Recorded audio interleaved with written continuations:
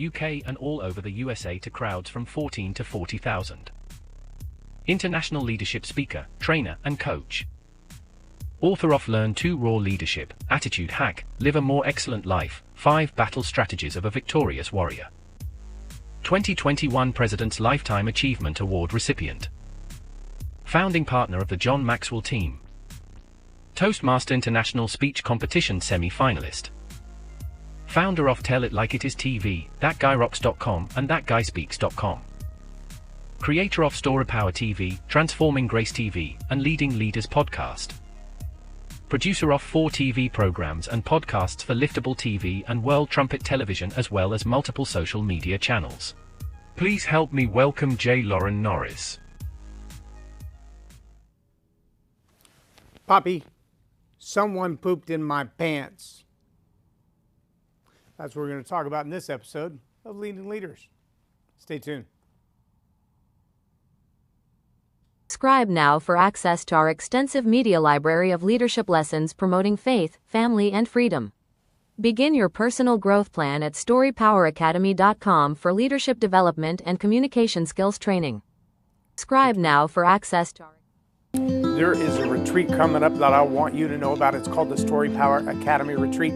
This Story Power Retreat is about focusing on your communication skills, taking them to the next level. Discover, develop, draft, deploy, and deliver some of the best stories you've ever learned. You're going to listen, create, connect, relax, and reflect around this beautiful lake scene in Granbury, Texas. It's a chance to rejuvenate and refresh and start over with some of the best training you can possibly imagine around storytelling, leadership, and communication. Join us, get away, and relax.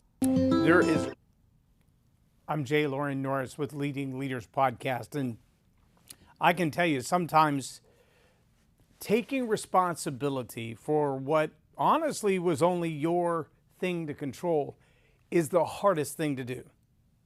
We like to find ways to kind of blame shift and set things aside and look for all the excuses in the world. It's human nature. But when that human nature overrides good leadership sense, you find yourself in a bit of a pickle.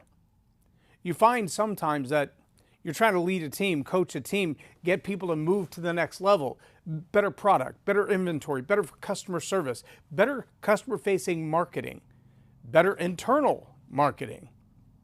I used to work in a Fortune 50 company. One of the challenges we had on a regular basis was internal communication. If we had a new project, we had a new product rollout, we had a new market territory that we were going into, there were a whole lot of things that got to work in conjunction to do that. And there were a whole lot of people that have to be moving in the same direction to pull that off smoothly. But often there was one or two roadblocks. And those roadblocks often look like, well, that department's not quite up to speed with what we're doing. I remember at one time we rolled out postcards. Now, we were, generally speaking, a directory company. We sold advertising in Yellow Pages. And that project was pretty clear. Everybody knew what a Yellow Pages was back in the day. I know, antiques, fossils, I get it. Many young people today don't have a clue what Yellow Pages are. If they do remember them, it was that thing that kept the TV level, or it was the thing that made the toddlers actually be able to reach the kitchen table so they could eat with the grown-ups. But it was actually enormous, at one time, $2 to $3 billion industry. I think it topped at about $9 billion with all the players in the market. So that's no small thing. But it's gone away. In the season that it was at its height, when we saw the slope of revenue coming and we thought, we're going to have to diversify. One of the first things that we offered in conjunction with Yellow Pages advertising was a website. Now, I say website in air quotes because back then, literally, it was like a magazine page that was accessible on the website. Our creative design team did a glorious job with still ads on a printed product. It doesn't change for a year. Why should it? And then all of a sudden, we went into this World Wide Web thing, and now for somebody to have a web page could cost thousands of dollars, but we could do it. We could do it for just a couple $100 a month, and you can finance it right along with your Yellow Page ad. I sold the daylights out of them. I was able to help people to see that you can carry that book around, and you know, the ad that's there today is the same ad that's there 6 months from now. It's the same ad that's there 9 months from now. But on the website, if you need to make changes, it's just a small cost. You can make the changes. We'll do it for you. And then we dove into another product, the postcard. Postcards, like you might remember an old thing called Value Pack or Val Pack.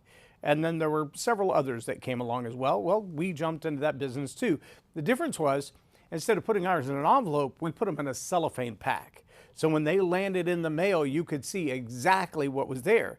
And because our world was driven by visual concepts, the outside just had a sticky label on it. But if you paid the premium, you got the display space. Instead of an envelope in your market, your postcard could be on the top. Yeah, like the first full page ad in the phone book. Yeah, you were all that in a bag of chips.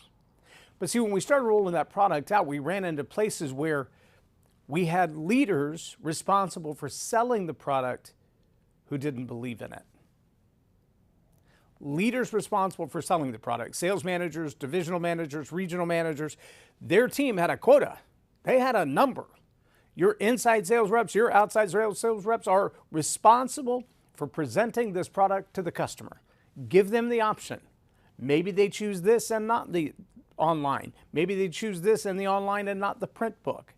But whatever it is, at the end of the day, your department is responsible for selling a certain quota of this number. And the challenge we ran into was people were like, I wouldn't buy that in my market. I'm not going to sell it in my market. Now we have a problem, because nationally we have a quota. In order for this project to fly, it's got to meet these numbers. And since the side that created the idea took it all the way to the top, now we've got people at the top going, I want to see this succeed. I'm deeply invested in it. I can see how it's been internally justified to cover the gap where we're declining in sales in this area, so we're going to rise in this area. I know you've never had this in your business where you've tried to replace a failing product or an aging out product with a new product and then not had everybody on board with the new product. Now, you probably have. If you've led any kind of team for a period of time, you've had someone, it could be your church, it could be your Boy Scout team. You got one mom in the Boy Scouts club, the den mom, who does not like anything chocolate because her kids won't go to sleep if they have chocolate. So chocolate chip cookies and chocolate chip cupcakes and chocolate ice cream fed to them at the den meeting, it's a disaster. And so now you got constant friction. See, here's the challenge with a lot of leaders. A lot of leaders are unwilling to say that challenge, that pushback, that discomfort, that unwillingness to move forward to a new thing, whether it's selling the postcards or it's delivering the chocolate to the kids, or maybe it's a new music style in your church. Maybe it's a new book that you want to do on Wednesday nights. Whatever it is, that new idea challenges, you ready for this? Your old belief system. We got to talk about belief systems? Yes, we do, because if you're a leader, you have one. In fact, if you lead humans, they have one. And belief systems are a lot like that grandchild who says, somebody pooped in my pants. And here's what I mean by that. We often find the result of the belief system to be miserable and uncomfortable and often smelly. And yet we have a really hard time assigning responsibility for that negative outcome to our own belief system. The hardest person for me to coach is the one that brushes my teeth. I coach a lot of different people, some very high intellectuals, some retiring and moving into business for the first time on their own, some just ambitious to say, I want to write a book, I want to be on the stage, whatever. And because they're all different levels of education, of background, of personal experiences, some have experienced trauma, some have only experienced success. In those striations of human beings, I find this one thing consistent, and that is There's always a reason something bad went wrong in their life, and it's almost never them. This guy has the same problem. Now, I've learned, and I'm learning even still when I run into roadblocks, that I got to look at it and ask the tough question first. The hardest question for me to ask is, what could I have done differently? Now that sits right next to a question that I had on the back of my business card for years. And people would flip it over. Everybody, since we've started to go into double-sided business cards, doesn't matter which side I hand them first, they always flip it over to see what's on the other side. But on the back of my business card for years, it said, what do you want? What do you want? Because here's the truth. If you're not willing to ask the question, what could I have done differently, you're never going to answer the question, what do you want? Because they are cyclical. They go together. If you don't know what you want, there is no answer to what could I have done differently, because you don't have any control or ambition or emotion pointed to an outcome that you expect to receive. We had uppity ups, highest up in the company, saying, I want to sell $2 million worth of these postcards every month. Well, we can break that down by how many sales units we have, how many sales reps we have, how many cost per postcards we have, how many postcards do we need in Erie, Pennsylvania in order to make this project a go? And if they do their part and everybody else does their part, do we reach that $2 million this month? That's not hard stuff to figure out. But when that number runs headlong into the belief system of someone who says, I don't want to be embarrassed because I don't believe postcards will work, therefore I have a hard time selling them to my customer, therefore we're not going to meet our numbers. You following that? See, the one individual becomes the speed bump, the roadblock, the detour. What they want out of life is not to be embarrassed. What they want out of life is not to be humiliated. What they want out of life is not to present something and then get rejected, because what they want is to be loved. What they want is to be accepted. So what could I have done differently? I don't know. Here's the tough one. Get over yourself.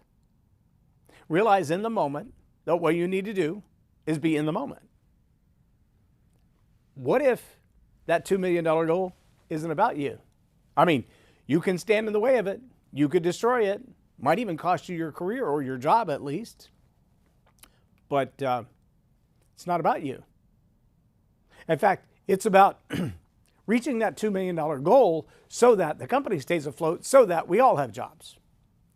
So your dislike of postcards is the difference between 3,500 people having jobs and not having jobs. I know that's really hard for some people to accept, but when you're a leader, sales leader, team manager, leader of you got to look in the mirror and ask those questions. What do I want? What could I have done differently to impact this outcome? If the outcome is not what you want, don't blame somebody else for pooping in your pants. Ask yourself, what could I have done differently? Now, there are a lot of areas as leaders that there's something we could have done differently.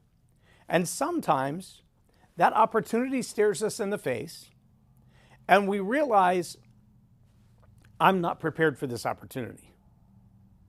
And there are some times that an opportunity stares us in the face, and what we realize is I'm too preoccupied with my own feelings, my own concerns, my own emotions. I'm wrapped up in my head with what's going on at home. I'm wrapped up in my head with what's going on internally. I don't feel like I'm good enough. What I want is not to be rejected. What I want is not to feel embarrassed. What I want is to be loved.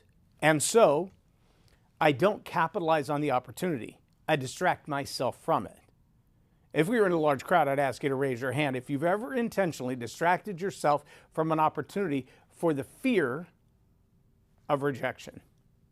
You've distracted yourself, you've made excuses, you've redirected your attention so that you don't have to take the chance that if I lunge into this and I don't get the win, I'm going to feel like an idiot and other people are going to look bad on me. I think probably 75% of people are going to raise their hand. And if you've been in leadership or you've been in sales or you run your own business, that's probably going to go to 90 or 95%.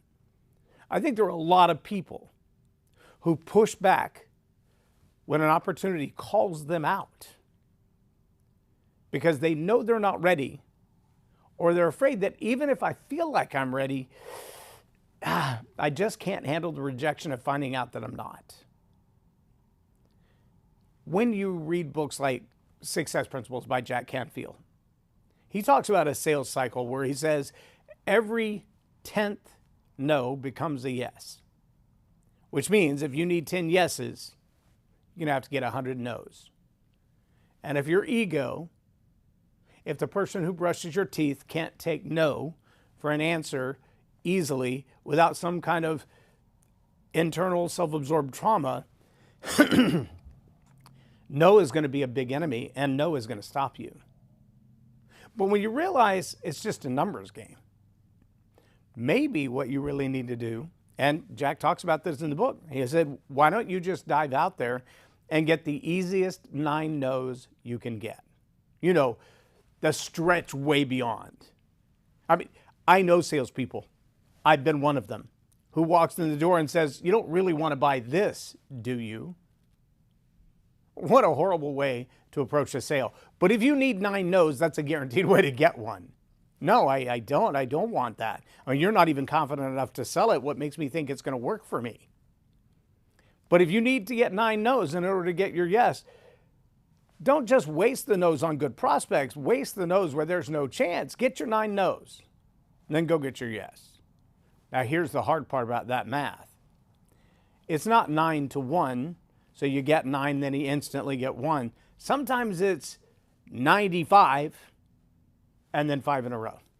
Sometimes it's 180 and then 20 in a row. Sometimes it's 180 and then 1 and then another 180. And then you get on a win streak and you have 8, 9, 10 sales in a row. It's always going to have the same kind of math, 1 to 10, but they don't always come in a row. And again, if what do you want is answered with, I don't want to be rejected. I don't want to feel like I made a mistake. I don't want to be the wrong one. I want to be loved. Then a game of no's is not a good game to be playing, but it's essential. The hardest person to coach brushes my teeth. The same one who says everything I just told you in the last 15 minutes.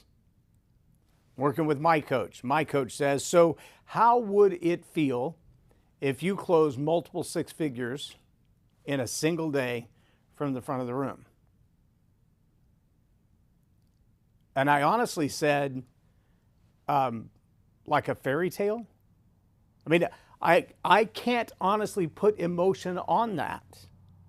I don't know how. I've never been there. I mean, I closed $1 million deal for my previous employer. That was a pretty big deal, but I didn't have to deliver on that. I mean, I put the paperwork together. I handed it off to the right team. They delivered on it. Both teams were happy. Everybody was good. Eventually, that led to $13 million of negotiations that I was responsible for. But for my own business, I haven't done that.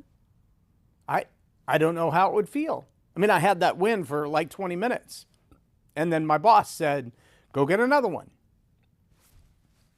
Yay. No champagne, no fireworks, no popping corks, nothing. $1 million deal, signature applied, legal looked at it, go get another one. That was it. Like this is a run-of-the-mill kind of thing to sign $1 million deal. That's what it felt like. So what would it feel like to me to make a presentation and close a multi-6-figure offer? I have no idea. And honestly, I don't even know how to equate it. I can't think of anything. I mean, is it similar to the day I got married? Is it similar to my children being born? Is it similar to my grandchildren being? I don't know. I don't know. I haven't been there. And so I have to look at that guy in the mirror and go, you're going to have to find some way to feel, to get in the state of what that's going to look like when you get there. And let me tell you, that's some hard coaching. Some hard coaching. But I know a lot of leaders at various levels, big and small companies, that haven't reconciled how they feel with the action they need to take. And until you feel it, you're not going to take it. You've got to understand that. All right, I can back off a little bit and go, well, the largest business deal I've closed for my business was $20,000. So what does that feel like? What did that feel like when that landed? When the transaction was done, the contract was done, and all the money was in there? Was it a huge sigh of relief? Was it ecstatic? Was it go get another one? That's the question you got to be asking yourself as a leader. What do I associate this success with? What do I associate the opportunity with? Because if success isn't on the other side of the opportunity, what is the point of the opportunity? Is it a learning opportunity? Is it a growth opportunity? Is it a seed opportunity? Meaning, if I get into this moment and I maximize this moment, what comes out of the other side? Is it an instantaneous great reward, or is it a long-term relationship that will pay off in magnitudes over time? If you're not asking the question, what do I want out of this, then you have no purpose for this encounter, for this opportunity. You don't know what to do with it, which means you don't know how to feel about it, which means you're probably going to push it away. I ran across, this book is 36 years old. A guy by the name of Harvey Mackay, Dig Your Well Before You're Thirsty. It's a good principle. Just going to read a little clip to you from page 166. In football, if you miss the 2-minute drill, there's a very good chance you'll lose the game. In networking, if you mess up the 2-minute drill, there's a very good chance you'll miss a major opportunity. I learned this firsthand on a recent flight. I was on my way to do a speech and I wasn't prepared as I wanted to be, so I planned on using the time on the plane to make revisions instead of networking. When the woman next to me tried to strike up a conversation, I smiled and told her, honey, I'm on a deadline. I did the same thing when dinner was served and she offered me her dessert. Honey, I'm on a deadline. Finally, about 10 minutes before we were to land, I finished my work, put away my briefcase, offered my hand to introduce myself, and really looked at my seatmate for the first time. She looks familiar. She looks very familiar. She looks like Diane Sawyer of ABC News. In fact, she is Diane Sawyer of ABC News. I missed my prime time with Diane Sawyer, and it may be a while before I get another chance. Even though I was flying first class, I figured out a long time ago that both ends of the plane arrive at the same time. It's not that I wanted to impress people, it's because of the people who would impress me. Harvey Mackay acknowledges that in that moment he was so distracted by the finite of, I've got to be ready, I've got to get ready, I'm getting ready to get ready. And when the opportunity of the time, I know that doesn't mean much to you, but let me put it in today's vernacular just in case you're younger than 50. If you sat down on the plane and Joe Rogan was next to you and Joe Rogan said, hey, tell me about you. And you said, I'm busy. I got too much going on in my life to be wasting my time with you. If Jelly Roll sat down on the plane next to you and said, tell me about you. I got time for this nonsense. I got bills to pay. That's the kind of brush off that Harvey Mackay gave to Diane Sawyer. If you find yourself as a leader so deeply involved in everything going on in your life that you can't take a moment to step back and go, hey, that looks like an opportunity. I'm willing to take a risk of being rejected. I'm willing to say, what if they hurt my feelings? What if they look at me like I've got 3 heads? Yeah? So what?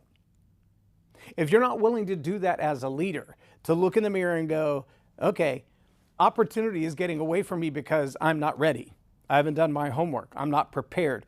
I didn't take the time that I should have. I didn't prioritize. Go back earlier, we talked about Pareto, my friend, 80-20 rule. How much time do you waste?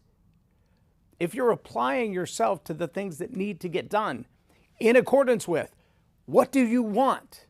If you're emotionally driven to get things done because that's what's going to pay off in the end, then you have both the free time and the emotional space to invite people in that may become the Joe Rogan of the next generation, Those people that you're like, wow, I met them at 7-Eleven. I didn't think anything about it.